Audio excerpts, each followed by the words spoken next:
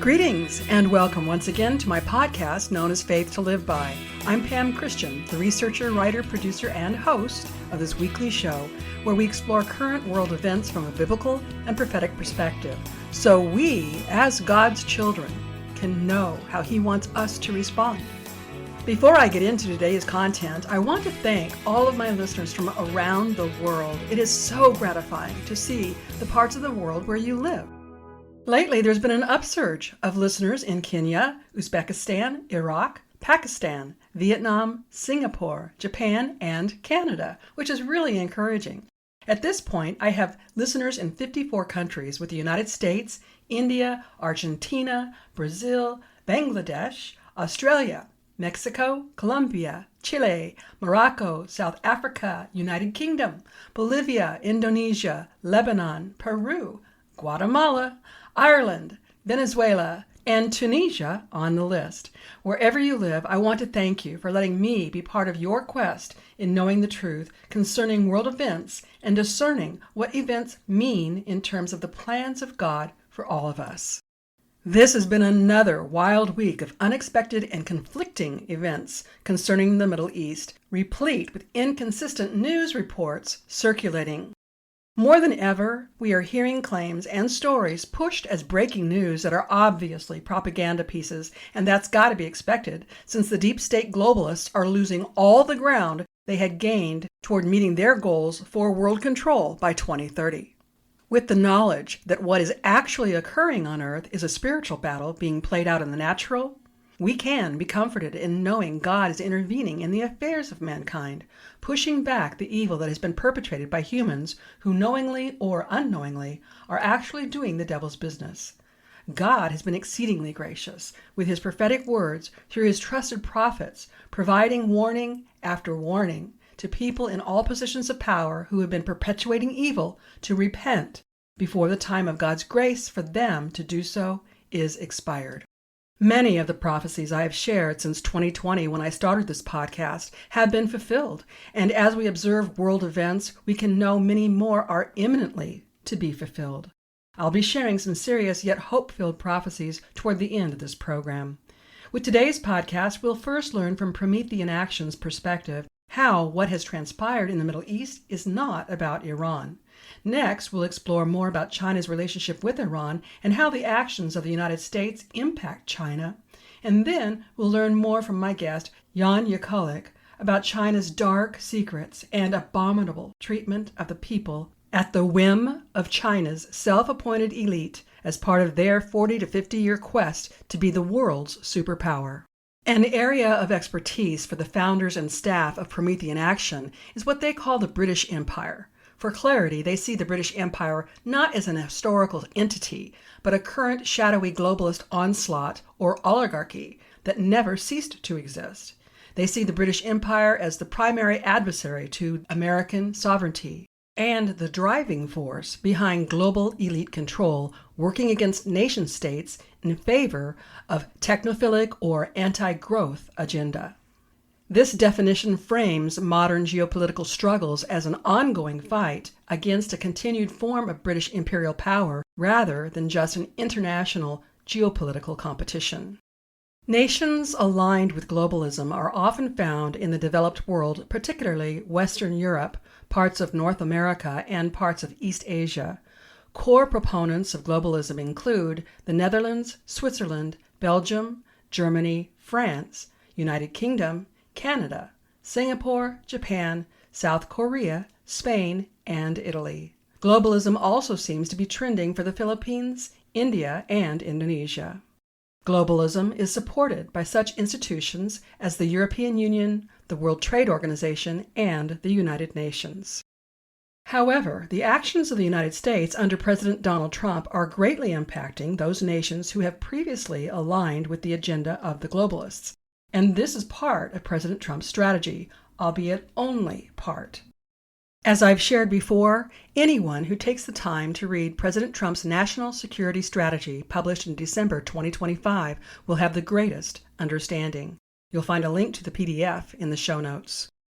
On April 18th, Susan Kokinda from Promethean Action explained Iran was not the target. the British Empire was and is. In the video, Kokinda argues that recent United States actions framed as confronting Iran are actually aimed at dismantling the British imperial financial and geopolitical system. She cites Treasury Secretary Scott Bessent's April 16th meeting with UK Chancellor Rachel Reeves, highlighting the on-record economic fury campaign and US tracking of financial flows to Iran that allegedly lead to London. The episode shows Trump is ending a decade-old war extortion model tied to the Strait of Hormuz, Lloyd's war risk insurance, and London's commodity pricing power, gold, metals, and oil benchmarks. It also points to an Israeli-Lebanon ceasefire and Trump prohibiting Israeli strikes, arguing this removes Netanyahu's leverage built on a perpetual Iran threat, with London's pricing nodes shifting towards New York and the special relationship weakening. The Hudson Institute is said to be pinning hopes on a King Charles visit to the United States. End quote. As I suggested last week, we need to step back and get an eagle-eyes view to better understand what's going on and what God is doing. In an overview fashion, I see in his first term, President Trump signed many executive orders to have the legal authority to accomplish his campaign promises and to make America great again. Despite many people in the United States government and foreign governments who support globalism working directly against President Trump, through impeachment and assassination efforts, President Trump has forged ahead. I can't imagine the pressure he lives in every single moment of every day, yet he is accomplishing what he promised. President Trump, along with Vice President Vance, Secretary of War Pete Hegseth, and Secretary of State Marco Rubio, are working together at warp speed on many fronts at the same time. Consider the main superpowers on the world stage. There is Iran, who seeks to annihilate the United States and Israel, and even recently bombed their neighboring Arab nations. Then there's the British Empire, who seeks world dominance through globalism and forever wars. There's also Russia, who seeks to reshape global order and reclaim historical Russian influence. Think Soviet Union. There is China, who seeks to become the world superpower through dominance by infiltration and communist control. And there is the will of the people of the United States, represented by the legitimate government that wants to restore our republic and support sovereign nations. The British Empire and China see the United States as the one power standing in the way of their goals. Because of the United States' tremendous financial support of Ukraine in the Russia-Ukraine conflict, Russia views the United States as an enemy state and supports conflict against United States allies. With Donald Trump as the United States president, however, the tension between Russia and the United States is slightly altered. Recent reports reveal Trump and Putin do not explicitly frame each other as enemies, rather as competitors, or engaging in transactional alignment rather than outright hostility. It's possible the two leaders seek to operate as co-workers in a global system, while each seeks their own national sovereignty. The British Empire has long held the Russian Empire as the enemy of the world, a single focus that I think will betray them. With this focus on Russia, the British Empire has continued to support Ukraine in the horrible extended war with Russia. Additionally, where Europe previously considered the United States an ally, a position the United States greatly earned with our support of World War II, in today's climate, they oppose the United States and have been entirely resisting the United States campaign efforts in the Middle East. In the United States National Security Strategy, you'll read, quote, "Stopping regional conflicts before they spiral into global wars that drag down whole continents is worthy of the Commander-in-Chief's attention and a priority for this administration. A world on fire where wars come to our shores is bad for American interests." President Trump uses unconventional diplomacy, America's military might, and economic leverage to surgically extinguish embers of division between nuclear-capable nations and violent wars caused by centuries-long hatred. End quote. Regarding the Ukraine-Russian war, the National Security Strategy reads, quote, "It is a core interest of the United States to negotiate an expeditious cessation of hostilities in Ukraine in order to stabilize European economies, prevent unintended escalation or expansion of the war, and reestablish strategic stability with Russia, as well as to enable the post-hostilities reconstruction of Ukraine to enable its survival as a viable state." End quote. As I've shared before, the British Empire is responsible for stoking war after war for centuries. They fund both sides of the wars to increase their wealth and control. The establishment of the IRGC and the Muslim Brotherhood is the work of the British Empire, explained in previous podcasts. President Trump is well aware of the infiltration of both the Chinese and radical Muslims in the United States and other countries, and he is at work to prevent them from accomplishing their goals. Likewise, he and his team have been working to cause the British Empire and the nations that have operated in lockstep with them to see how they have set up their own demise, and he has encouraged them to follow our example to restore their own nations and make them great again. While the British Empire has experienced an extended period of tensions with China, as of early 2026, the two nations' relationship is undergoing a reset. China is a major economic partner for the UK, and the UK aims to expand cooperation in finance, technology, education, and health. The UK is a significant investor in China, and London serves as a major hub for offshore Chinese financial activity. With 5 key aspects of their current relationship, the relationship is described as complex, balancing significant economic opportunities with critical security concerns.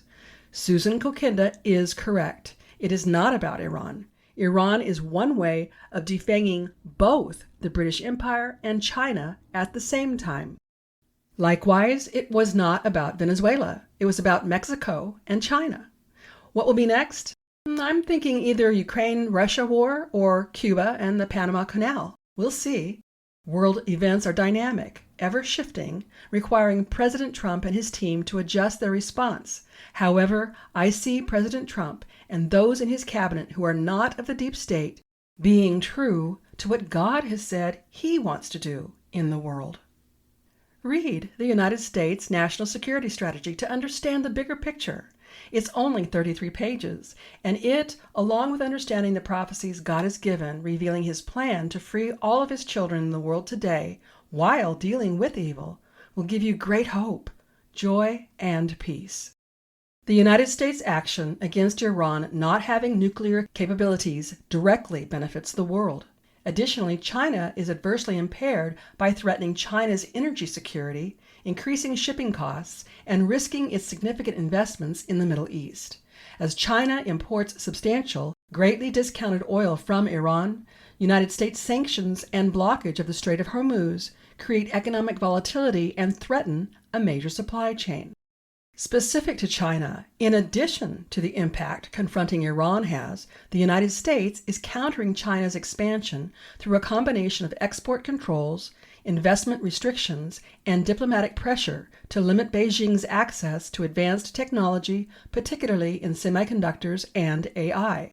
Key actions include restricting Chinese tech firms, imposing tariffs, boosting Taiwan's defense, and forming regional alliances, like with Japan and India, to challenge China's influence in the Indo-Pacific.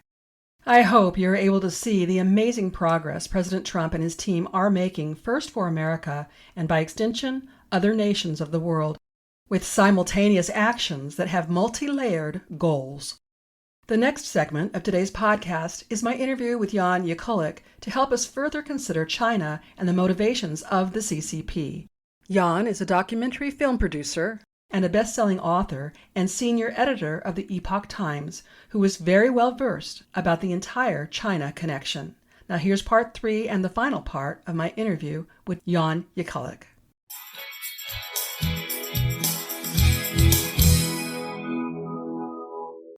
Jan, how did this industry, I guess I should call it, how did it emerge, and how is it related to CCP's secret 981 project that I understand is intended to extend the lives of the elite party leaders? Well, so this is a fantastic question. And I just had this crazy moment last September when my phone started buzzing like crazy. And people were telling me, Jan, did you see the hot mic? Did you see the hot mic? And what happened was you might remember this yourself. So Xi Jinping, Vladimir Putin, and Kim Jong Un are observing a military parade in Tiananmen Square, and Xi and they got caught on a hot mic, okay, and by Chinese Central Television, the mics they had on. And so I'll paraphrase what they said. She says to Putin, when we're 70, we're just babies. Okay. Putin responds by saying, through continual organ transplantation, we might be able to achieve immortality. Through continual organ transplantation, we might be able to achieve immortality. And then she replies, our target is 150 years. And when I first heard this, I saw the translation. This huge light bulb went off for me because so this Project 981, we've known about that for a long time. That's the Chinese super elite longevity project, and what tipped the scale or tipped the hat or tipped me off. So pardon me. That's what I'm trying to say. That this is what they were talking about is this 150 years because that's the target of the 981 project, to have these elites live. By some estimates, they live 10 years longer, right? And it's not clear how. I had never occurred to me, even though I knew about the Elite Longevity Project, I knew about forced organ harvesting, but I never thought to myself, for some reason, I guess I had compartmentalized it, that the Elite Longevity Project had as a centerpiece the organ harvesting, right? And there was even this anecdote that I got some years before of a state level minister. It was an obituary for a state level minister where it talks about, sort of glowingly talks about how amazing it was that this person had so many organs transplanted, right? And this had a whole new significance for me now. So before I just thought of it as this weird, creepy thing. Like you find these creepy things on in the Chinese internet in different places and times. But anyway, this program exists. It actually does have people living longer, but let's say we estimate that the 60 to 90,000 transplants a year is about a $9 billion annual industry. That's about what we estimate it is. But now, if you're a Chinese super elite, okay, what do you have? Well, you have unlimited on-demand organs available to you in perpetuity, right? So, and what is that worth? And I was talking with one person about that, and she said, well, that's worth everything, isn't it? If you have such loose morals that you would be happy to have someone killed for your life in order to live.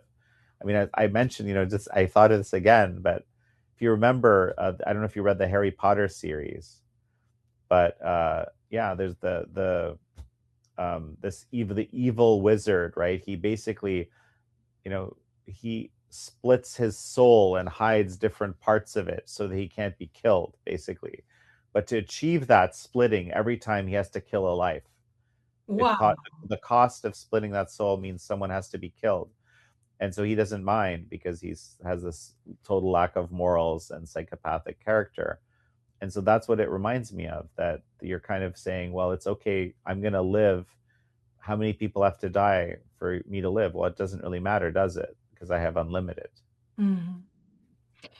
This is so disturbing. And yet, like we were talking about earlier, it seems like the people of the world are finally willing to face this reality and to learn about it. I know that there are efforts underway with legislation and other things that are happening here in the United States specific to trying to combat this organ harvesting. But what specifically can my listeners, who I hope to get your book, Killed to Order, what do you ultimately hope that readers will take away from your book?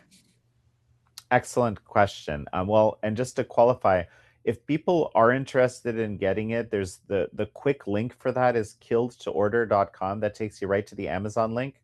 Although you can get it, you can ask for it for your local library or at wherever you buy books, your local bookstore. But killedtoorder.com is the short link to get right to the Amazon page.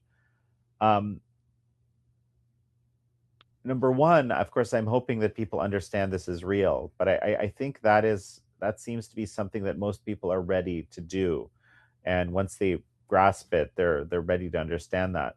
the more important part, perhaps, is just understanding that this industry is really a window into the mentality of the Chinese Communist Party and its cadres, and that this is a feature, not a bug, of the system. Like, this is exactly what we would expect would develop in, and I explain this from all sorts of different angles, and explain how this information warfare is a big part of their kind of the way they fight, and they fight everybody, right? Again, because it's always this, they view sort of any challenge to their supremacy as an existential issue.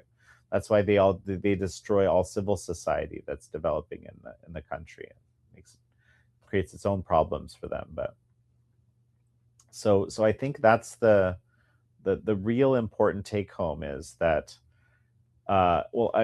is that this system will do such things, and worse, just naturally, as part of its very nature and how it actually works. It's not a aberration or something like that to say this wasn't communism done right. No, this is communism done right. This is how this is what happens. This is why there's atrocity in every communist society, right? And I explain exactly why that is and how that works. And also just the cost of not doing anything. They built this on the back of Falun Gong practitioners, this monstrous industry. In the first 5 years between 2000 and 2005, they built a big chunk of it. By 2015, 2016, there's 146 hospitals that are operating.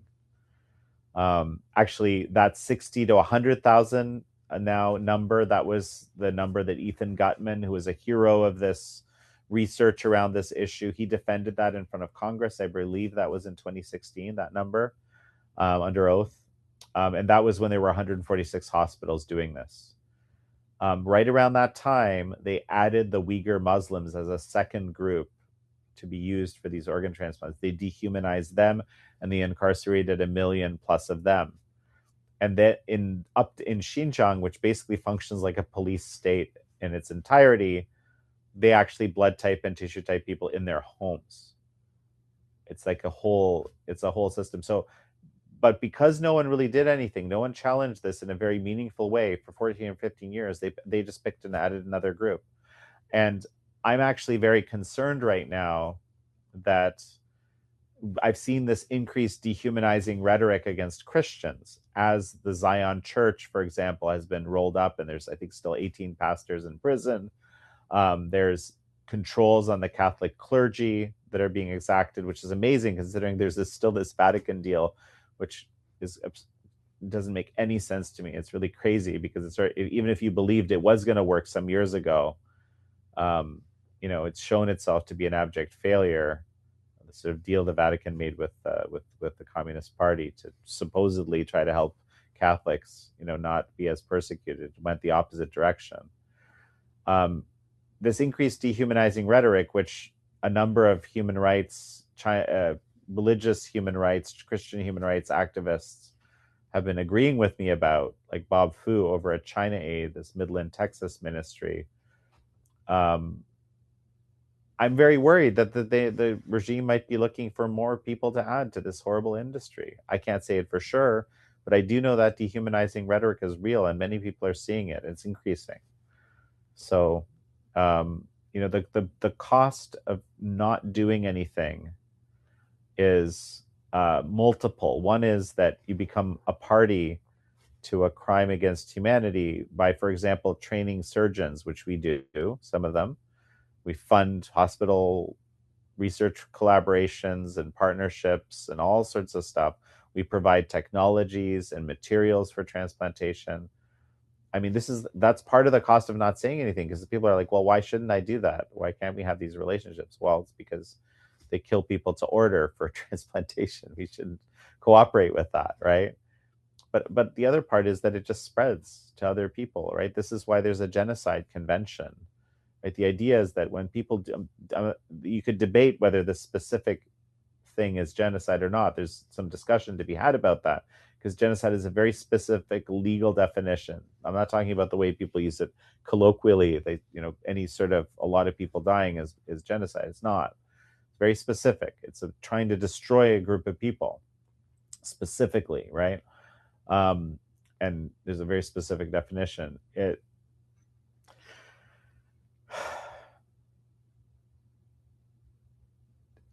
To make a long story short, we end up in a situation where this kind of atrocity spreads again, and we just sort of watch it happen. And as we continually don't act, it makes it harder to act, because it's like, well, why didn't you act before? You say, well, I was a coward. Well, people don't like admitting that. Or I was compromised, or I wanted to believe that the money was too good, and I didn't want to believe it.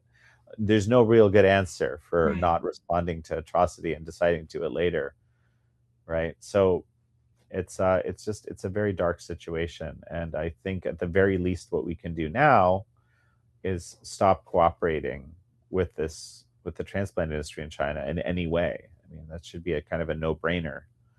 And there's great legislation, frankly. This is the upside of this, is that there's a whole lot of interest in trying to deal with it at both the fed, or not just both, but many levels: federal, state, grassroots, and all sorts of ways to be active.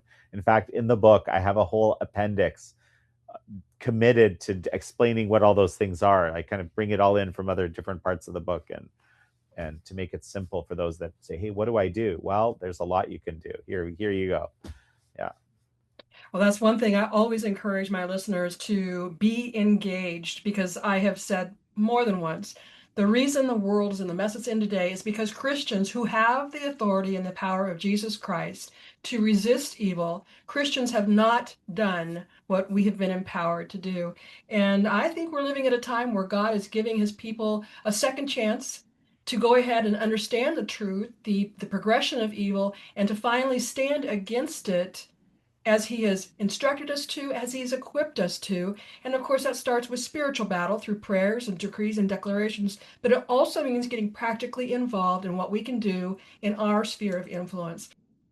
I'm confident that you have inspired many of my listeners to go ahead and learn more and to find out what they can do about this atrocity. Jan, I want to thank you so very much for the courage of researching and writing the book. I mean, I'm sure there's a target on your back about now. It's a funny thing. The way I respond to that question is that when the more people ask me about it, the more worried I get.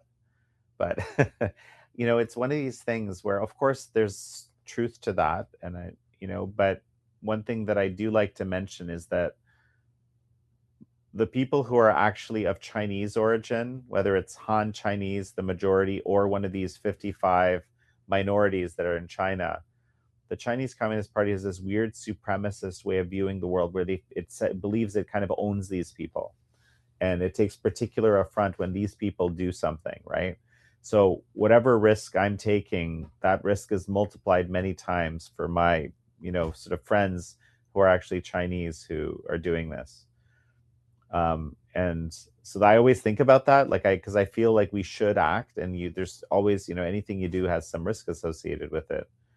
I feel I'm taking a smaller risk than many of my friends some of whom work at the Epoch Times, some of whom are other kinds of human rights activists and so forth, or journalists. Exposing the regime. One of the things the regime hates the most is having the truth about it exposed, and unfortunately, the Chinese people take the brunt of the hit of that. And I think it's sort of the onus is on some of us to help as much as we can. That's, I see part of my work being that way. I'm really delighted that your book is already a best-selling book, and I would like very much to have you back again in the not too distant future. Oh, I would love that. And yeah, let's take this to the next level.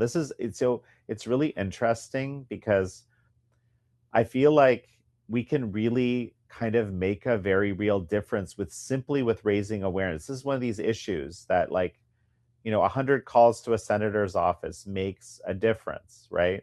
And it's one of these things with some of these laws that are in play.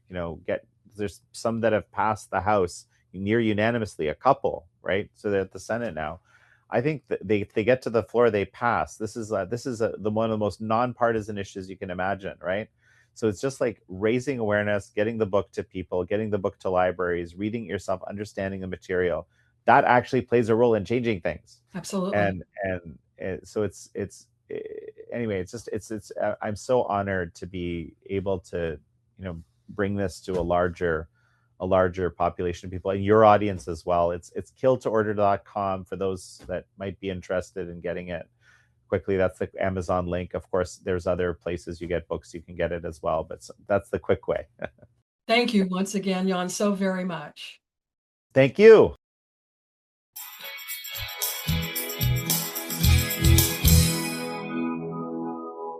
A lot of what Jan had to say was extremely disturbing.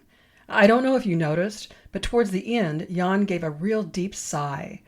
Even though he's been studying events in China for decades, the weight of the reality of China's actions is quite heavy for Jan, and for all of us, for that matter. Jan referenced a hot mic event involving Chinese President Xi Jinping and Russian President Vladimir Putin. I've learned it occurred in September of 2025. The unguarded moment was captured on a live stream carried by Chinese state TV on September 3, 2025, as the two leaders and North Korea's Kim Jong-un were together. They were overheard discussing organ transplants as a means of prolonging life. Jinping and Putin have been in power for 13 and 25 years, respectively. Neither has expressed any intention of stepping down. Looking to organ transplants to extend their roles as leaders of their respective countries is gruesome enough. But the same article stated President Xi said the world faced a choice between peace and war as China unveiled a huge arsenal of weapons, including nuclear missiles with global reach, to mark the 80th anniversary of the end of World War II. Vladimir Putin and Kim Jong-un joined 24 other dignitaries at this Chinese parade, including Iran's president, Pakistan's PM, Vietnam's leader, and Zimbabwe's leader. The September parade marked the first time that Chinese, Russian, and North Korean leaders had appeared together publicly, viewed by some observers as a message to the Western nations that have shunned them. The article stated China has sought to position itself as a possible counterweight to the United States since the imposition of Donald Trump's tariffs.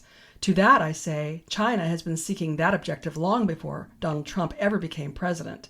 The advent of the tariffs has only served to embolden China. In response to the gathering of these leaders in China, in a post on Truth Social, Trump wrote, quote, "Please give my warmest regards to Vladimir Putin and Kim Jong-un as you conspire against the United States of America." End quote. Such posts are typical of President Trump, intended to be agitating. It's part of his method of utilizing the art of war, or as the National Security Strategy states, unconventional methods. Another excellent organization to understand China's threat to the world is that of Frank Gaffney's, titled The Present Danger, China. His March 11th video was titled Wither the CCP as its Iranian clients wither. You'll find a link to that video and the transcript in the bonus section of the show notes. In closing us out for today, I want to remind us all we must keep our focus on what God says as we observe world events. In the Bible and through current day prophecies, God is giving us all we need to be able to stand firm in our faith in Him and in His promises. We are living in a time of a great reset where God is intervening to wake His people up to the gross advancements of evil that have occurred under our watch. God has instructed us how to take authority over sin and evil, but we have failed, and we have allowed the progress evil has made. The enemy of God has sought to accelerate God's timeline, and now, finally, we are seeing God intervening in answer to our prayers, seeking His help. April 15th, through Julie Green, God said in part, and I quote, "For I, the Lord, this day am reminding you, my children, of the authority I have given you, my name and the blood covenant that I have with you. You need to have great revelation knowledge of all the things I have given you. You will need to use it more and more in the coming time of attacks against you. Yes, I am your protector, defender, deliverer, and victory. I have not abandoned you in this time of judgment in the world." As you see, unusual things take place in the Middle East, and hear continued reports that biblical and unprecedented things are taking place, know it is because my judgment is striking them for all the death and destruction they have caused in the earth. It'll happen in Iran, Iraq, Afghanistan, Qatar, Syria, Kuwait, Saudi Arabia, Turkey. It will also be reported in China. You will also hear of earthquakes in these places. China will have a large, violent shaking over a 7 on the Richter scale. As you see large hurricanes, typhoons, cyclones, tornadoes, flooding, volcanoes erupting in unusual places, remind yourselves of my protection and the judgment I have said you would see against your enemies to judge them. My children, use my word and speak to these weather events and weather phenomenon. You are in this world, but you are not of it. Watch how I expose the globalists. I will expose how they have been seeding the clouds and how the chemtrails are very real. I will expose your government, oh my United States, and the companies behind it that have been paid to cause this devastation, destruction, and death. Yes, my children, the establishment has targeted you with weather too long, along with bioweapons, causing sickness and death of all kinds. I'll expose how your intelligence community has helped to keep this a secret, how some secret debts of the military have been a part of all of this. During this political reset, you will find out everything designed against you. You will see how miracle after miracle will take place to stop them, and how I am protecting you from all of your enemies' plans they are trying to intensify in these last days.